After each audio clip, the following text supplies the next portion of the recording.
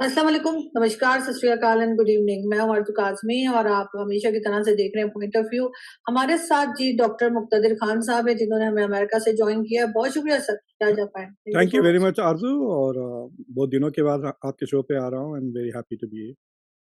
Thank you so much sir, हम भी आपको सुनते रहते हैं आपके अपने चैनल पे भी और अक्सर कमर चीमस आपके चैनल पर भी। और डेफिनेटली बहुत कुछ हम लोगों को समझने को और सीखने के लिए मिलता है। लेकिन आज सर अगर हम बात वहीं से करें जहां आप मौजूद है अमेरिका से, तो ये अमेरिकन प्रेसिडेंट का आपका हुआ क्या है? एकदम से उन्होंने पहले कहा कि जी सीज फायर करवाया है उन्होंने हिंदुस्तान पाकिस्तान के बीच में, उसके बाद नोबेल पीस प्राइज की बात निकली है, साथ ही उन्होंने टैरिफ की एक जंग शुरू शुरू कर रखी है और पाकिस्तान की बेतहाशा तारीफ कर रहे हैं। हालांकि वही डोनाल्ड ट्रंप है जिन्होंने कहा था कि जी $33 बिलियन पाकिस्तान खा गया है और भारत के से थोड़ा डिस्टेंस पे नजर आ रहे हैं, भारत से थोड़ा नाराज से नजर आ रहे हैं। ये सिलसिला कहाँ तक आपको जाता हुआ लग रहा है? आरज़ू थोड़े दिन पहले आज से कुछ 5-6 साल पहले एक 12 साल का लड़का हमारी यूनिवर्सिटी में एडमिशन मिला था। तो वो मैथमेटिक्स से मेजर कर रहा था। तो उसको स्पेशल इजाज़त दी थी कि उसकी माँ के साथ वो क्लासेस अटेंड करता था जब भी। तो मेरी उससे एक बार मुलाकात हुई थी वेरी ब्रीफली। तो जब आप मैथ की बात करो तो वो बड़ी सीरियस बातें करता था। उससे हट जाए तो वो मतलब बच्चा है, बचकानी बातें करता है। ट्रम्प वैसे ही है। बाज़ चीज़ों में बिल्कुल बचकानी हरकतें उनकी, मतलब हिज़ रिएक्शंस वग़ैरह, और बाज़ चीज़ों में ही इज़ वेरी सीरियस। तो ट्रम्प को समझने के लिए पहले ये समझना है कि उसने पहले टर्म में क्या गलतियाँ की। देखिए, पहले टर्म और सेकंड टर्म के एजेंडा में कोई फ़र्क नहीं है। It is the same thing. इन्होंने जब भी हार्ले डेविडसन को लेके टैरिफ्स लगाने की कोशिश की थी, चाइना पे टैरिफ्स लगाया, नाफ्टा को नेगोशिएट किया, कनाडा और मेक्सिको पर भी टैरिफ्स लगाए। अभी भी वैसी ही चीज़ उसने की है एट अ बिगर स्केल। लेकिन फ़र्क ये है कि he learned how to get things done. तो पहली बार जब उसकी जो स्टाफ थी, जिनको उसने सेलेक्ट किया था, आपको याद है जनरल्स से भरे हुए थे, राइट? अब तो सारे छिछोरे जमा कर लिए उसने।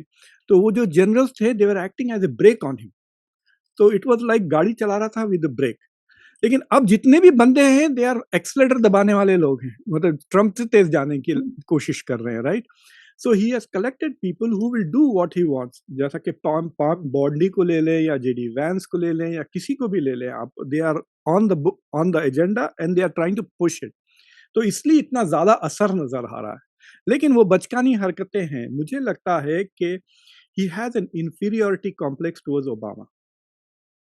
तो पहले तो ओबामा ने, जब ओबामा से पूछा गया था, जब 2016 में ट्रम्प ने जीता था, तो ओबामा ने मजाक से कहा था कि मैं तो 2 टर्म जीता। तो अब वो चुप गई थी ट्रम्प को। अब ट्रम्प ने भी 2 बार जीत गया है, राइट?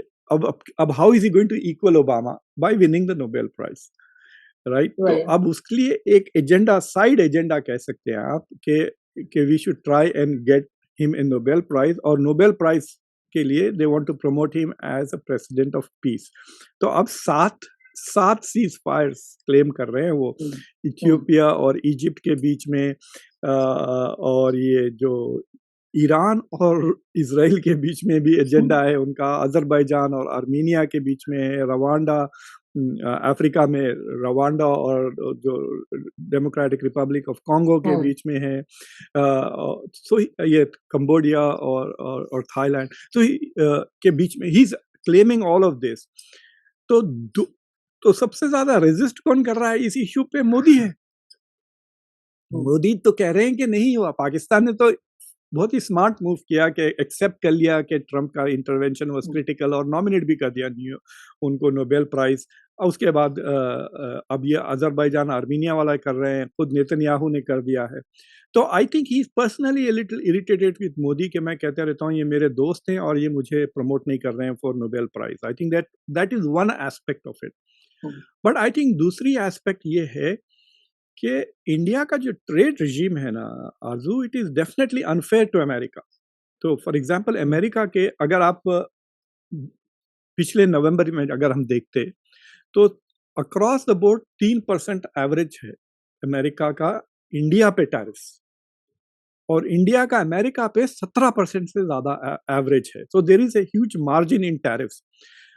तो अगर आप किसी इंडियन एक्टिविस्ट वगैरह से बात करेंगे तो वो कहेंगे भाई हम हमारी एग्रीकल्चर और हमारी डेयरी कैसा खोलेंगे कि ये जीएमओ आ जाएगा, पहले उनकी गायें जो है सो नॉन वेज खाती हैं, फिर हम कैसा हम वेजिटेरियंस है, उनका बटर, उनका चीज़ कैसा खाएंगे। तो एक कल्चरल एस्पेक्ट है, दूसरा के क्योंकि अमेरिका हाईली सब्सिडाइज्ड है फार्मिंग, वो ख़त्म कर देगी इंडिया की एग्रीकल्चरल इंडस्ट्री को। लेकिन वो सब छोड़ दें आप, पता है अमेरिकन कार्स पे 60% टैरिफ्स है, अमेरिकन मोटरसाइकिल्स पे 150 था, अब अभी भी 60% है। मेडिकल इक्विपमेंट जो आता है अमेरिका से उस पे भी 60% है। तो जो non dairy non agricultural products है उस पे भी 60-70% है। तो मुझे लगता है कि अगर इंडिया 1 महीने में अपना डील कर लेती तो बन जाता डील, उनको मिल जाते 12-15% टैरिफ्स और खत्म हो जाता। लेकिन ये जो इंडिया ने खींचा है ना इसको 6 महीने, तो मेरी पर्सनल थ्योरी ये है कि कई बार ट्रम्प को ब्रीफिंग की गई कि वो पूछता क्या हो रहा है इंडिया के साथ, तो ही सेड सर उस पे मेडिकल इक्विपमेंट पे अटके हुए हैं। He said why are they blocking medical equipment. फिर उसके बाद फिर थोड़े दिन के बाद पूछते what is happening with it, sir we are stuck on cars, we are stuck on this. तो उसको डिटेल्स जैसा जैसा मालूम पड़ते जा रहे हैं कि इंडिया क्या क्या ब्लॉक किया हुआ है, is getting irritated with India. He said हमारे दोस्त हैं, हम इतनी मदद करते हैं, they are we are trying to provide technology to India, intelligence वगैरह, and they seem to be blocking us. फिर जो नॉन टैरिफ बैरियर्स भी है वो भी बहुत सख्त लगाए हुए हैं इंडिया ने। So India is a very protective economy, इसमें कोई शक की बात नहीं है। खुद वेरी प्रो मोदी लोग कह रहे हैं चलिए इसका बहाने से हम रिफॉर्म्स कर लेते हैं हमारी economy, so this might be a blessing in disguise. तो आई थिंक दूसरी चीज ये है कि he is got irritated with this issue, Modi Trump Modi की तरफ और इंडिया की तरफ। और तीसरी चीज ये है कि ये चाइना से डायरेक्ट डील कर रहे हैं। स्कॉट बेसेंट जो ट्रेजरी सेक्रेटरी है, उनसे एक सवाल पूछा गया था कि भाई आप इंडिया पे टैरिफ लगा रहे हैं लेकिन इंडिया से डबल तेल रशिया का तो चाइना खरीदता है, तो आप चाइना पे क्यों नहीं लगा रहे टैरिफ। तो उसने बहुत ही ऑनेस्ट जवाब दिया। उसने कहा देखो, इन द पास्ट हमारे जो इकोनॉमिक कंपेटिटर्स थे वो हमारे एलाइज थे, जैसा कि जापान, जर्मनी, यूरोपियन यूनियन। हमारा जो दुश्मन था वो सोवियत यूनियन था, लेकिन वो इकोनॉमिकली कमजोर था। सोवियत यूनियन की पूरी हिस्ट्री में सिर्फ एक बार it had 12% of the global GDP also, उससे ज्यादा कभी नहीं हुआ। चाइना तो अभी कुछ 18-19% के ऊपर हो गया है अभी ग्लोबल जीडीपी। तो स्कॉट बेसेंट कह रहे हैं कि देखिए ये पहली बार ऐसा है कि अमेरिका का जो इकोनॉमिक चैलेंजर है वो हमारा जियोपॉलिटिकल दुश्मन भी है। So we have to deal with China very differently. Plus China के पास लेवरेज है, जो रेयर अर्थ मटेरियल्स है, मैग्नेट्स है, और चाइना ने इस पंगे के लिए प्रिपेयर कर लिया। देखिए पहले एक जमाना था, चंद साल पहले America was the biggest trading partner, अब China is become the third biggest America के लिए, कनाडा, क्योंकि ये बंद कर रहे हैं ऑलरेडी, यूरोप भी बंद कर रहा है चाइना से ट्रेड, लेकिन चाइना ने दूसरी जगह घुस गया, इंक्लूडिंग इंडिया। अब देखें, अब इंडिया में बहुत ट्रेड होता है, लोग सिर्फ हाँ। तो मुझे लगता है कि ये तीन चीजें होंगे कि अब हम चाइना से डायरेक्टली डील कर रहे हैं, we don't need India that much, तो स्ट्रेटेजिकली वैल्यू कम हो गई है। दूसरा, is irritated with India's protectionist. तीसरा, वो जो उनको नोबेल प्राइज के लिए ब्लॉक किया हुआ है। तो इन तीनों की वजह से I think Donald Trump is becoming very, कहना चाहिए, लेस प्रो इंडिया कह सकते हैं। लेकिन सर हमेशा से मैं जो, बिकॉज मैंने शायद आपको पहले भी बताया था, मेरे फादर भी जर्नलिस्ट थे, तो हम अक्सर सुना करते थे कि अमेरिका का जो भी प्रेसिडेंट आ जाए, कोई भी पार्टी पावर में आ जाए, उनकी पॉलिसीज नहीं बदलती, चाहे वो पाकिस्तान के लिए हो चाहे किसी भी कंट्री के लिए हो। लेकिन ट्रम्प के आने के बाद हम देखते हैं कि पॉलिसीज चेंज हो जाती हैं, कभी हम अचानक से लाडले हो जाते हैं, कभी अचानक से हम बुरे लगने लग जाते हैं। भारत से बहुत नजदीकियां थी, मोदी जी से बहुत दोस्ती यारी चल रही थी, वो तो बहुत कहा भी करते थे माय फ्रेंड डोनाल्ड ट्रम्प, वो जो लोग कई बार बोल रहे हैं। तो सर आपको लगता है कि अभी भी पॉलिसीज वही रहती है किसी भी प्रेसिडेंट के आने से, या नहीं हर प्रेसिडेंट आके अपने हिसाब से चल रहा है? तो मैं आपको दोनों जवाब दे देता हूँ। जब बाइडेन जीते थे तो उन लोगों ने एक आर्टिकल मेरे से रिक्वेस्ट किया था कि क्या तब्दीलियां आएंगी, तो मैंने कहा था कि तब्दीलियां छोड़ दें, कंटिन्यूटीज क्या है वो देखें। इंटरनेशनल रिलेशन जब पढ़ते हैं, एक बड़ी थीम रहती चेंज एंड कंटिन्यूटी। तो जो रियलिस्ट है वो कहते हैं कि देखिए, मिसाल के तौर पे नेपाल को ले लें, नेपाल के पड़ोसियां न्यूक्लियर पावर्स हैं, कोई भी बंदा प्रेसिडेंट बन जाए उसके पास बहुत कम ऑटोनॉमी है टू डील विद इंडिया या चाइना, राइट? तो पावर कैपेबिलिटीज तो आपके इलेक्शन की वजह से तो नहीं बदलते, तो that is why there is some continuity. तो ट्रंप ने चाइना पे टैरिफ लगा दिए थे in his first term. Trump ने कैपिटल मूव कर दिया था इसराइल का, इसराइल में एम्बेसी मूव कर दी थी फ्रॉम तेल अवीव टू जेरूसलम। ट्रंप ने गोलान हाइट्स का एनेक्सेशन को रिकग्नाइज कर लिया था। ये एक 3 मिसाल दे रहा हूँ। और JCPO कैंसिल कर दिया ईरान के साथ। बाइडन आए, एक भी चीज नहीं बदली उसमें से, उल्टा उन्होंने टैरिफ बढ़ा दिए थे इलेक्ट्रिक व्हीकल्स पे चाइना पे, राइट? तो यू सा कंटिन्यूटी देयर। लेकिन ट्रंप ने पहले टर्म में he got out of the Paris accords environment के। बाइडन आते वापस अंदर आ गए।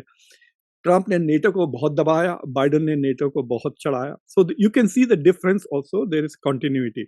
तो अगर आप अब डोनाल्ड ट्रंप को देखें तो उन्होंने फिर पेरिस अकॉर्ड से निकल गए, लेकिन तीनों टर्म्स में एब्राहमिक अकॉर्ड्स वैसे का वैसे ही है। आप देख सकते हैं कोई तब्दीली नहीं आई, you know, under Trump 1, under Trump 2 और Biden. So there are some continuities. तो जो इनकी जो पॉलिटिकल पार्टीज की जो फर्क है और जो पर्सनालिटी जो प्रेसिडेंट की लाती, ये 2 डिफरेंट वेरिएबल्स है, you know, the personality of Trump and Republican instead of democratic party. तो उसमें आप देख सकते हैं कि यूक्रेन की तरफ थोड़ा पॉलिसी बदली, लेकिन ट्रंप ने नेटो छोड़ा नहीं। देखिए, he is made very little, बातें तो बहुत की, लेकिन तब्दीली, जेन्युइन तब्दीली कुछ भी नहीं आई ना। With regards to NATO, NATO की समिट को ये बराबर जा रहे हैं, G2 को ये बराबर जा रहे हैं, G20 वगैरह। So I think that there is more a lot of continuity. इसलिए आई थिंक कि वो लोग जो समझ रहे हैं कि हम 3 साल तक ट्रंप को बर्दाश्त कर लेंगे और उसके बाद जो अमेरिकन प्रेसिडेंट आएगा वो तब्दीलियाँ करेगा, they could make a mistake. You have to be very sophisticated कि क्या चीज़ें कंटिन्यू करेंगे और क्या चीज़ें नहीं। एंड आई थिंक कि ये न्यू नॉर्मल सेट कर दिया है डोनाल्ड ट्रंप ने। देखिए, ट्रंप ने इतनी, मतलब क्या कहना चाहिए, बहुत ही अगली तरीके से उसने डिपोटेशंस किए हैं लोगों को। आपको पता है अभी भी इतने पीरियड में बाइडन और ओबामा ने ट्रंप से ज़्यादा लोगों को डिपोर्ट किया था, लेकिन वो बदसूरती नजर नहीं आई थी, राइट, अमेरिका की। We didn't even talk about it. लेकिन यहाँ पे चर्चा ज्यादा, वो के मतलब बादल गरज ज्यादा रहे हैं, बरस कम रहे हैं अंडर डोनाल्ड ट्रंप। तो but that is also a strategy. He is trying to make America less attractive to immigrants. लेकिन बंद तो कर दिया उसने इमिग्रेशन, इलीगल तो बिल्कुल नेक्स्ट टू जीरो हो गया है।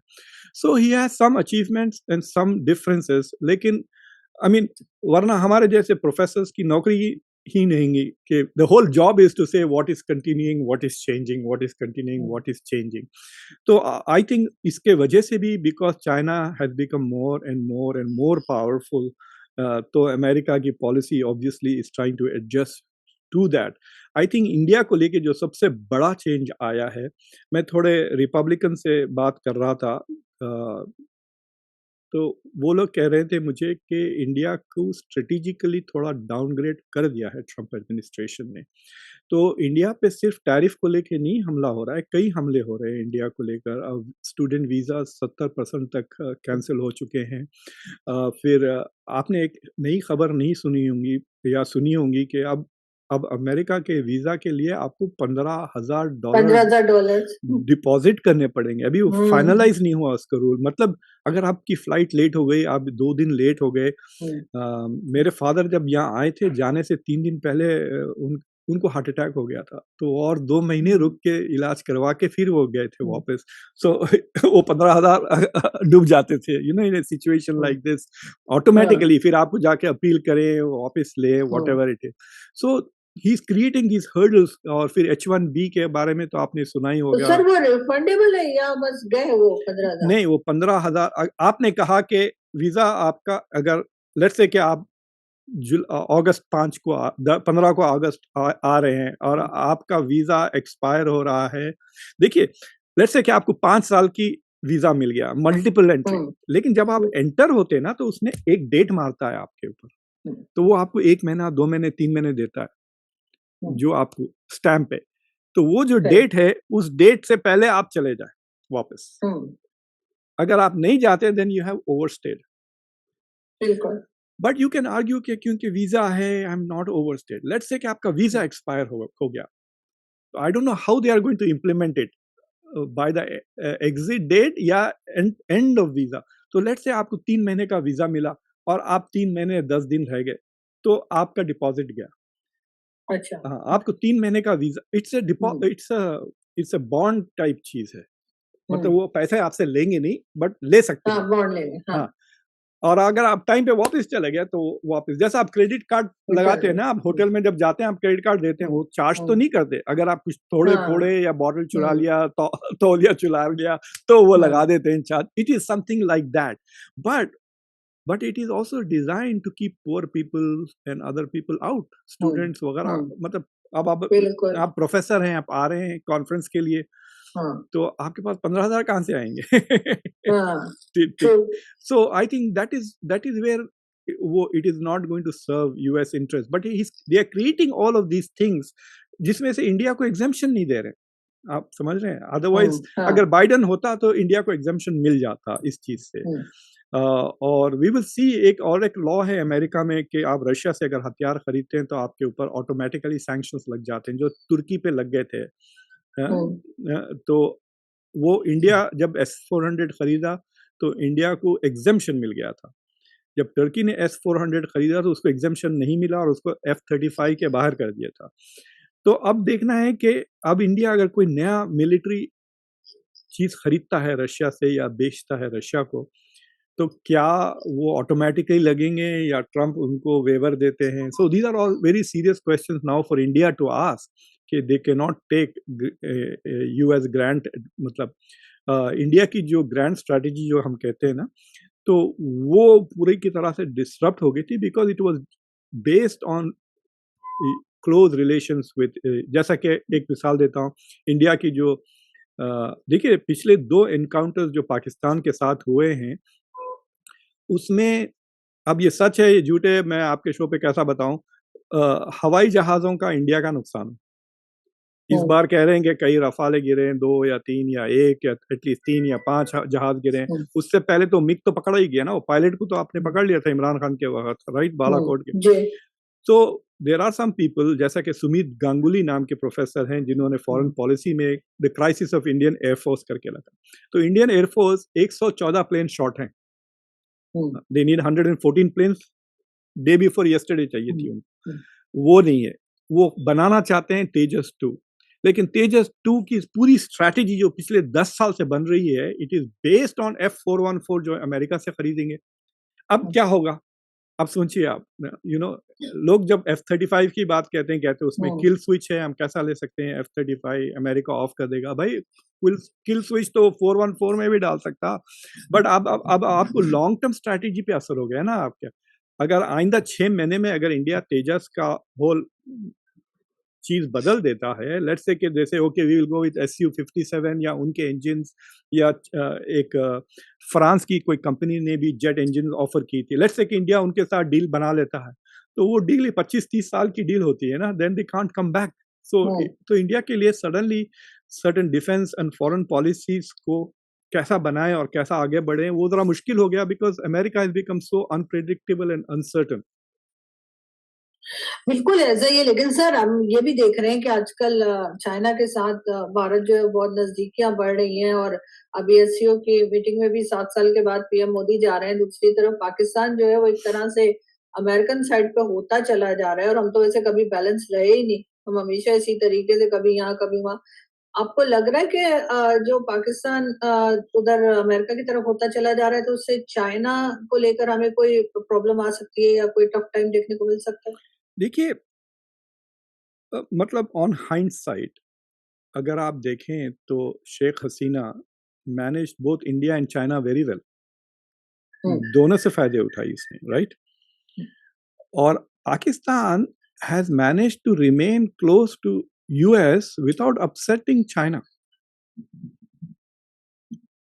ऐसा कभी, मतलब डोनाल्ड ट्रंप का जो ये जो रशियन तेल को लेकर है, you can interpret it in a way to say कि either you are with us और you are with Russia, right, एक अल्टीमेटम की तरह, जैसा कि आपको जॉर्ज बुश ने दिया था मुशर्रफ की। तो पूरी ऐसा मैं तो मजाक करता था कि ऐसा ब्रेक मारा कि पूरी गाड़ी उलट गई थी ना मुशर्रफ, राइट। तो जब मुशर्रफ कू करे थे, मुझे याद है वेरी प्रोमिनेंट पाकिस्तानी इंटेलेक्चुअल्स कहते थे this is a coup against Washington, not against Nawaz Sharif, right, Musharraf का। फिर वो एकदम पलट गए थे। तो मेरे ख्याल से one way to look at it is के यूएस इज टेलिंग इंडिया के यू आर विथ अस और यू आर विथ रशिया, लेकिन ऐसा अल्टीमेटम पाकिस्तान को कभी नहीं दिया अमेरिका ने कि either you are with us और यू आर विथ चाइना, क्योंकि आप लोग का चाइना के साथ तो काफी मतलब 25-30 साल से ज्यादा मतलब अलायंसेस है, and at the peak of the global war on terror आप दोनों के साथ थे। So it is an interesting thing that Pakistan and Bangladesh have managed relations with both countries much better than India has managed with, say, China and US, yeah, Russia and US. Because I think कि India की जो growth हो रही है, it can be dangerous. Pakistan is not dangerous to either China or to America. तो China इसलिए पाकिस्तान दोनों का फायदा उठा सका, but India can be dangerous to China अगर वो पूरी तरह से अमेरिका की तरफ जा जाता। It can be dangerous to America अगर वो पूरी तरह से चाइना की तरफ चला जाता। बट इंडिया की बदकिस्मती ये है कि it can not also be strategically autonomous and be on one side. यानी मतलब सर ये तो अच्छा होता है सर, ये तो फॉरेन पॉलिसी आपके ख्याल से अच्छी नहीं होती कि आपकी दोनों से बातचीत हो, बजाय आप किसी एक कैंप का हिस्सा बन जाए। बट भाई बातचीत करना और बात है। इट्स लाइक मी सेइंग आरजू से भी दोस्ती है, कमर से भी दोस्ती है, लेकिन मैं आपसे कहता हूँ कि मुझे रोज पिक कर लें आप जॉब पे जाते हुए, रोज पिक कर दें और रोज ड्रॉप कर दें, फिर मैं दोनों के साथ बराबर कैसा रह सकता हूँ? राइट, आई हैव टू आपके दूसरे नखरे बर्दाश्त करना पड़ेगा ना मुझे। फिर मैं आपके नखरे नहीं बर्दाश्त करा तो कहते हैं आप बस का पास खरीद लो खान साहब, you know your immediate response will be go get your बस पास और गो गेट योर मोटर बाइक। तो इंडिया को क्या हुआ था, आई थिंक कि बाइडेन वाज वेरी जियोपॉलिटिकल, उसने सारी लास्ट 2 ईयर तो 2 जंगों में गुजार दी, तो उसके लिए geopolitics was more important then economics. तो उसने जो इंडिया के साथ इकोनॉमिक इश्यूज थे उसे नजरअंदाज कर दिया to get India on his side against China. Trump उल्टा है, ट्रंप को जियोपॉलिटिक्स उतनी इंपॉर्टेंट नहीं है। लाइक ट्रंप को आप बैठ के समझा नहीं सकते कि देखिए Russia has to lose in Ukraine, and पूरा वो सुन के इसे आई डोंट केयर बोल देगा वो पूरा। आप 3 घंटे एक्सप्लेन करें why, because Russia without Ukraine is not an empire.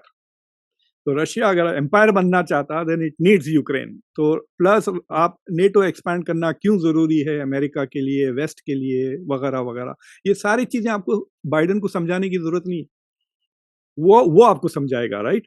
So he understand the geopolitics of the west, western identity वगैरह वगैरह। वेस्ट खतरे में है तो बचाने के लिए यूक्रेन में बैटल जो चल रही है, is a battle for the western hegemony in Europe. लेकिन Trump doesn't care about it, that's the difference. तो इसलिए इंडिया को डाउनग्रेड कर दिया, क्योंकि इसे तो China is a problem, let's make a deal with China. Why is China strong? Because it doesn't have earth materials. ठीक है, कनाडा को ले लेंगे, ग्रीनलैंड कैप्चर कर लेंगे, पाकिस्तान के पास सुना के रेयर अर्थ मटेरियल्स है, let's see if we can get some from there. So he is thinking like that, he is not thinking के नहीं we have to contain China, ये करें वो करें। So he's saying, let's make a deal with China. And then he's also understood कि one reason why we are weak is because we don't have manufacturing. मैं कल एक Russian को सुन रहा था, उसने एक बहुत अच्छी पॉइंट दी जो एटलीस्ट मैंने नहीं सोची थी पहले, कि ये जंग के वजह से रशिया में री इंडस्ट्रियलाइजेशन हो गया है। देखिए हजारों अमेरिकन कंपनीज चले गए, कई चीजें जो अमेरिका बनाता था वहां पर रशिया में वो छोड़ के आ गए। तो रशियंस ने वही फैक्ट्रीज इस्तेमाल कर लिए, वही इंफ्रास्ट्रक्चर यूज करके वो थोड़ा मतलब आत्मनिर्भर हो गया है Russia on many manufacturing issues. तो जंग के वजह से मजबूरन रशिया हैज बिकम री इंडस्ट्रियलाइज्ड। तो डोनाल्ड ट्रंप का ये जो एम्बिशन है फॉर री इंडस्ट्रियलाइजेशन, हो सकता है कि ये अगर लेट अस से कि JD Vance आ जाते हैं इसके बाद with the exactly same agenda, then I think yes, America may go through 8 to 12 years of मतलब turbulence, but we might reindustrialize, हो सकता है। आपने देखा एप्पल अब $600 बिलियन इन्वेस्ट कर रहा है in manufacturing at home, right. अगर वो उनके पास से 600 ट्रिलियन बिलियन आ रहे हैं यूरोप से, 550 billion from Japan, 350 billion south Korea से। अगर उसका 10% भी आ जाता है in terms of foreign direct investment, अगर वो लोन के रूप में भी आ जाते हैं ना Arzoo ji, so it will promote industrialization in America।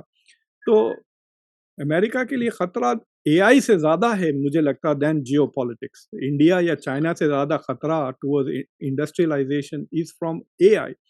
हमारे घर से थोड़ी दूर पर अमेजोन का बहुत बड़ा शोरूम है, मतलब गोडाउन है। मैं रात को 2 बजे भी कोई चीज़, फॉर एग्जाम्पल मेरा एक माइक्रोफोन टूट गया था, तो मैं रात के 2 बजे ऑर्डर करा, सुबह 8 बजे वो मेरे डोर पर था, विद इन लाइक सही। 5। हाँ, हाँ, तो वो मैं ज़रा क्यूरियस हो गया, तो पता चला ये one of the biggest warehouses है, और उसमें लाइट ही नहीं है, पता है आपको? इलेक्ट्रिक, अच्छा क्या? अंधेरे में चलता है हर चीज़, because they are all robotic, सारे रोबोट्स हैं। हाँ, ओह! मैं ओके। इंटरनेट पे ऑर्डर करता हूँ, जाके अमेज़न हाँ, की वेबसाइट से, वो ऑर्डर जाता हाँ, है सबसे करीब वेयरहाउस को, वहाँ पे रोबोट्स जाते हैं, उनको पता है चीज़ का, दे डोंट नीड टू सी। हाँ, हाँ, एग्ज़ैक्टली। वो जाके लेके आते हैं, पूरा का पूरा काम वो डब्बे में डाल के मेल करके मुझे हाँ, भेज देते हैं। और मतलब लोकल डिलीवरी भी ट्रक्स आते हैं ना, तो वो लोकल जिस ट्रक हाँ, में जाना है उस ट्रक के पास पहुंचा देते हैं। All of this is 24 hours with no lights. Hmm. So it is quite interesting phenomena ना, कितने लोगों की नौकरी गई समझिए आप, ये मैं बनने के यही लिए। सोच रही थी एग्ज़ैक्टली। जी। आप जब बात कर रहे थे मैं यही सोच रही थी कि कितने लोगों की नौकरी चली हाँ, गई होगी। तो अब वो रोबोट्स ना सिर्फ डब्बे, ये तो अमेज़न का कोई सिंपल चीज़ है, इधर से पकड़ा, डब्बे में डाला, डब्बे को लगाया, हाँ, भेज दिया, राइट? वो एक लो लेवल जॉब है। वो जॉब्स तो खत्म हो गए हैं, बट हुँ, रोबोट खुद बना रहे हैं ना हुँ, चीज़ें, इंक्लूडिंग अब तो सर्जरी भी कर रहे हैं रोबोट्स, तो हुँ, एआई के basis. So we will see, it's an interesting, मतलब नुकसान तो बहुत लोगों का होगा सारी हाँ, दुनिया होगा। में, हुँ, but from an intellectual point of view, हाँ, अल्लाह मुझे ठीक है। इतनी उम्र दे कि मैं कुछ लिख सकूं कि ये डोनाल्ड ट्रंप का जो तो री-इंडस्ट्रियलाइजेशन का एक्सपेरिमेंट था, whether it was definitely. Successful और नॉट। नहीं, जी इंशाल्लाह बताइए। आप ज़रूर लिखेंगे सर, लेकिन सर जाते-जाते आप आएँ और मैं आपसे ये ना पूछूँ कि जी वो हमारे फील्ड मार्शल साहब लंच खा के गए, तो मेरा शो अधूरा रह जाएगा। तो सर कैसे देखते हैं आप तो इसलिए कि वो जो कहते हैं ना there is no free lunch, तो तो क्या ये लंच की आई स्टोरी है? Think operation Sindoor has become a lottery लग गई मुनीर साहब की। हुँ, ऑपरेशन सिंदूर के वजह से आई थिंक उनको field marshal banana was a very smart move, क्योंकि अच्छा। अगर उनको फील्ड मार्शल नहीं बनाते तो कई ऐसे लोग थे जिनको जो वेट कर रहे थे to promotion to become chief of army staff, hmm, hmm, right? वो रिटायर हो हुँ, जाते। तो एक किस्म से रिजेंटमेंट रहता, तीन जो इमरान खान के ज़माने में हुआ था, राइट? तो जो बंदा wanted to become chief of army staff वो तो बन गया ना। At least one of them got it, right? इन्होंने उसको एक एक नया जॉब क्रिएट कर दिया, राइट? फील्ड मार्शल कहकर इनके लिए। सो ही गेट्स 3 मोर इयर्स। दूसरी चीज़ ये है कि अ, आपको अमेरिका के साथ एकदम एक कुछ प्रॉफिटेबल रिलेशनशिप बन गई है। अभी तक कोई डायरेक्ट बेनिफिट्स तो नहीं आए हैं, बट द पॉइंट इज़ के एलिवेशन हो गया है।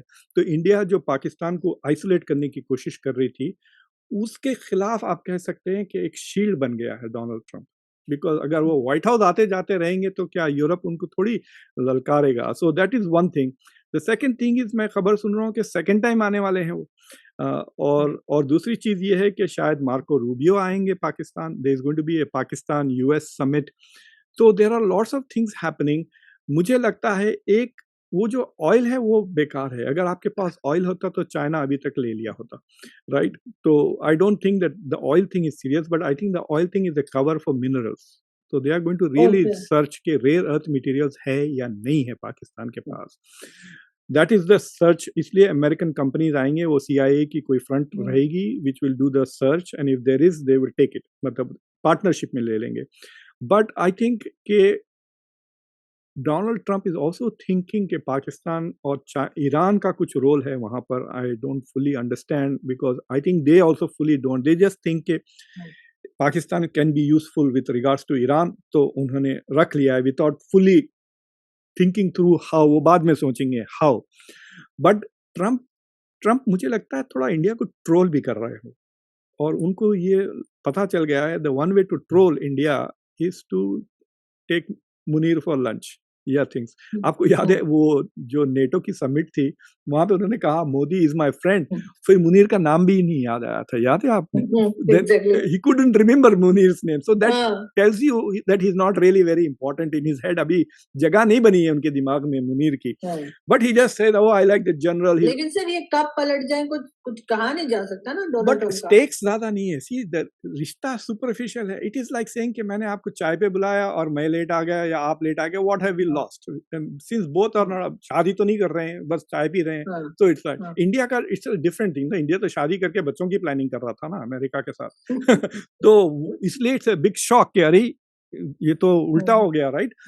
But India, there is no long-term big plans between in Pakistan and China. Pakistan सोच रहा है जितना हम फायदा उठा सकते हैं, let us short term सोच रहा है. America is thinking कि अगर if we can use this to balance India, if we can use Pakistan to get some concessions in the region. Al-Qaeda और जो ISIS की बात करते हैं Rubio, I don't think they are that big a threat for America to do this. The critical thing is कि when will China start worrying? वो सवाल उठता है। तो द चाइनीज हैव शोन काफी स्टेबिलिटी। आप देखिए लाइक रॉक सॉलिड की तरह बैठे हुए हैं, उन्होंने अपनी कोई पोजीशन नहीं बदली, कोई झंझट नहीं, कुछ भी नहीं। You know they are seem to be quite cool and relaxed. और so I am quite impressed with their unhurried responses. जैसा इंडिया ने इमीडिएटली टेलीफोन करना शुरू कर दिया, लूला को फोन, पुतिन को फोन। एससीओ का समिट इंडिया ने डुबा दिया था जब खुद चेयरमैन थे, याद है आपको? 2023 में उसको वर्चुअल कर दिया, फिर उसके बाद मोदी गए नहीं, अब मोदी खुद जा रहे हैं एससीओ को। सो ट्रम्प इस मतलब अगर मैं चाइनीज स्कॉलर होता तो मैं कहता अब आया ना ऊंट पहाड़ के नीचे, right? That is how I would have responded to all of this. इनके पास वो मुहावरा नहीं है चाइनीज में। So I think it is the changes are long term. मेरी तो इंडिया को एडवाइस रहेगी कि डोंट डू एनीथिंग रश्ड, कोई जल्दी ना करे, मतलब इधर से तलाक उधर से शादी, फट फट मंगनी, ये वो ना करे। Just slow everything down, slow motion में let Trump do what he does and do it slowly, ताकि मतलब yes move towards RIC, move towards BRICS को मजबूत करें, चाइना के साथ रिश्ता बेटर करें, but do it in a slow motion. कि क्या पता कि ट्रम्प खुद जेल चले जाएं before his term is over. ये एप्स्टीन का मामला इतना सीरियस होते जा रहा है, अब मैगा का सपोर्ट खत्म हो गया है, and I can tell you कि हो सकता कि they get wiped out in the mid term election में। तो लास्ट दो साल अगर डेमोक्रेट्स हाउस और सेनेट ले लें तो डोनाल्ड ट्रंप अपनी ही बचाव करने में लगा देंगे 2 साल, राइट? इतना वो डरे हुए हैं कि वो जेरीमैंडरिंग दोबारा करने की कोशिश कर रहे हैं, 5 नए सीटें निकाल रहे हैं टेक्सास से। That tells you he is afraid of the mid term election already. और ये इसराइल के मामले पर मागा भी इनके खिलाफ हो गया है, डेमोक्रेट्स तो 70% खिलाफ हो ही गए हैं। So I think India should not do anything rush till the November elections, at least mid term, and then see what happens. Mid term will be important, क्योंकि अगर मिड टर्म में बुरी तरह हार जाते हैं ट्रम्प की पार्टी रिपब्लिकन्स, तो they will be very weak running into the 28 election. तो जो भी कंटेस्ट कर रहा है, whether it is JD Vance को ले लें या आप विवेक रामास्वामी को लें या जो भी विल बी ए कंटेंडर, जो भी ट्रम्प के साथ एसोसिएटेड है वो कमजोर हो जाएगा। सो जो आउटसाइडर है दैट पर्सन, अब आउटसाइडर जो रिपब्लिकन पार्टी है उसको एक्सप्लेन करना पड़ेगा कि why he did not stand up to Trump. समझे ना आप? वैसा कोई भी नहीं है अभी रिपब्लिकन पार्टी में who is pushing back and is presidential level का बंदा। एक ही बंदा है, वो टक्कर का असल है, that is the dark horse मेरे ख्याल से। तो अगर ट्रम्प बुरी तरह हारते हैं और ट्रम्प की वजह से अमेरिका में इन्फ्लेशन आ जाता है, ट्रम्प की वजह से और दूसरी चीजें फेल होती हैं, तो the only Republican who will have a chance is an outsider like Tucker Carlson, या डेमोक्रेट्स आ जाएंगे। देन डेमोक्रेट्स का vision is different from Trump and India will again become very important. बिल्कुल ऐसा ही लग रहा है सर, होता हुआ नजर आ रहा है। लेकिन फिलहाल तो हमारे यहाँ जश्न मनाया जा रहा है कि अमेरिका हमारे बड़े नजदीक आ गया और भारत के अगेंस्ट या भारत के खिलाफ कुछ आपके स्टेटमेंट है। पास एक और एक डोमेस्टिक इश्यू है ना कि suddenly what is happened is finally थोड़ा बहुत ऑपरेशन सिंदूर के बाद एटलीस्ट डोमेस्टिकली रेस्पेक्ट बढ़ गया है फौज का। जो इमरान खान ने डैमेज किया था फौज का इमेज और आसिम मुनीर वगैरह, वो थोड़ा रिस्टोर हो गया है। और जब भी and I think it has become easy for Asim Munir and Shehbaz Sharif to do tougher things to Imran Khan. हालांकि रिपब्लिकन्स कह रहे हैं कि मामला ख़त्म करो, ये नहीं कह रहे हैं कि छोड़ दो उसको या इलेक्शन फेयर एंड फ्री कराओ, जैसा बांग्लादेश पे बाइडन ने प्रेशर डाला था ना। तो उस तरह का कोई डिमांड नहीं कर रहे हैं ये, but they are trying to say get it off the news basically. They don't, अगर वो इमरान खान की कोई खबर ना छपे अमेरिका में प्रोटेस्ट जो हो रहे हैं, then they are going to be quite happy with that कि हाँ, so they just want this to go away. तो उसमें मुझे लगता है कि फॉर द फर्स्ट टाइम आप कह सकते हैं कि ये शहबाज शरीफ और आसिम मुनीर आर फीलिंग, मतलब नींद बेहतर सो रहे होंगे वो। सर इनको फायदा ही हुआ है ऑपरेशन सिंदूर का, ये सभी लोग यहाँ पर कह रहे हैं, क्योंकि लोग जाहिर है इमरान खान की वजह से या किसी वजह से भी काफी जो है वो लोग क्रिटिसाइज कर रहे थे आर्मी को भी और गवर्नमेंट को भी। लेकिन सर वो कितने दिन उसको लेके चलेंगे, जब तक ये अपनी चीजें बिल्कुल सही नहीं करते तो पब्लिक तो दोबारा बोलेगी नहीं। उनको और भी चीजें मिल रही ना, like he became the only Pakistani general who is not a president to go to the White House, इस तरह की चीजें। और उनकी क्या और 2.5 साल ही उनके, मतलब he term is shorter than Trump's term, right. तो बट आई थिंक ये जो करंट सरकार है उसको फायदे बहुत हुए हैं। देखिए ऑपरेशन सिंदूर तो 10 को खत्म हुआ ना, 10 के 9 को ही आपको IMF से 2 लोन मिल गए थे इंडिया की प्रोटेस्ट के बाद। एग्जैक्टली हाँ, एक बिलियन का और एक 1.4 बिलियन के, दो मुख्तलिफ लोन। लोग यूजुअली मिक्स कर देते हैं, but there were 2 different votes, दोनों पाकिस्तान के फेवर में गए। उसके बाद वर्ल्ड बैंक ने $40 बिलियन आप लोगों के लिए लॉन्ग टर्म एसोसिएट किया। एशियन डेवलपमेंट बैंक से आपको $800 मिलियन मिल गए। FATF ने आपको बेसिकली, मतलब FATF ने एक किस्म से आपके नैरेटिव को एंडोर्स कर दिया ना, विज़-अ-वी इंडियाज नैरेटिव। तो पाकिस्तान का मुझे लगता है कि बहुत डिप्लोमेटिकली एंड अदरवाइज, अगर वो जंग भी हारी, मैं ऐसा कहता हूं कि भाई पाकिस्तान ने 20 मिनट 22 मिनट जीता है, बाकी के जो 80 घंटे थे इंडिया ने जीते हैं। बट उसके बावजूद इतना फ़ायदा हुआ है पाकिस्तान को डिप्लोमेटिकली, वो 20 25 22 मिनट के या 1 घंटे की जो एयर फाइट थी उसके वजह से, कि they are moving forward on many other fronts. For मिसाल के तौर पे आपको याद है उसके फौरी बाद अफगानिस्तान के साथ आपके रिश्ते बेहतर हो गए और पाकिस्तान का CPEC is going towards it. अब ईरान भी आपके पास आ गया, क्योंकि इंडिया का जो SCO में इंडिया ने जो ब्लॉक किया SCO को कंडेम करने से, basically India became the voice of Israel in SCO और ब्राज़ील। तो अब Iran is becoming more friendly with Pakistan. तो ऐसे चीज़ें, और आपको पता चल गया कि आपके पास एटलीस्ट 2 दोस्त हैं, अज़रबैजान और Turkey, that you can rely on besides China. So in some ways I can say कि मतलब वो लॉटरी की तरह मिली है पाकिस्तान को ऑपरेशन सिंदूर, और इंडिया के लिए मतलब आप बुरी शुगन, क्या कहते हो, बदशुगनी है, बिकॉज हाँ, उसके बाद से काफी bad things have happened to India ना, एग्जैक्टली स्पेशली ट्रम्प को लेकर। और फिर अब देखिए जयशंकर जब गए थे, मतलब जयशंकर इतना बातें उन्होंने की कि we will make no distinction between terrorist and terrorism supporters. What about the supporters of terrorism supporters, which is China? अगर पाकिस्तान इस टेररिस्ट है, पाकिस्तान टेररिस्ट सपोर्टर्स है, देन व्हाट अबाउट सपोर्टर्स? तो ये वहाँ जाके मतलब we are having good relations, ऐसा बात की जैसा कि चाइना का कोई रोल ही नहीं था ऑपरेशन सिंदूर में। तो मतलब that is, it's a big concession that India is making to China ना, to for their friendship. So और मतलब they had to swallow their pride. वैसे सर ये हमेशा से मैंने कहा है कि कई बार अपने शोज में, क्या मैं तो इंडियन टीवी पे जाकर भी कहा कि इससे फायदा हुआ है पाकिस्तान के उन लोगों को जो गवर्नमेंट लाते ले जाते हैं, कि ये ऑपरेशन सिंदूर की वजह से वो एक बार फिर अपने आप को उन्होंने एक हीरो की तरह जो है वो लोगों के सामने कर दिया। अदरवाइज इस वक्त हालत बहुत खराब थी, अब जो ये इमरान है खान कि के लोग पीछे लगे थे। आपके पास करप्शन भी बढ़ेगा, देखना, अगर उस पर कंट्रोल नहीं, क्योंकि there will be some investment coming, and तो जो आपके करंट एलीट है वो और एक दो नए अपार्टमेंट्स, नए बड़े बड़े बिल्डिंग है पेरिस में, लंदन में, न्यूयॉर्क में खरीदेंगे वो।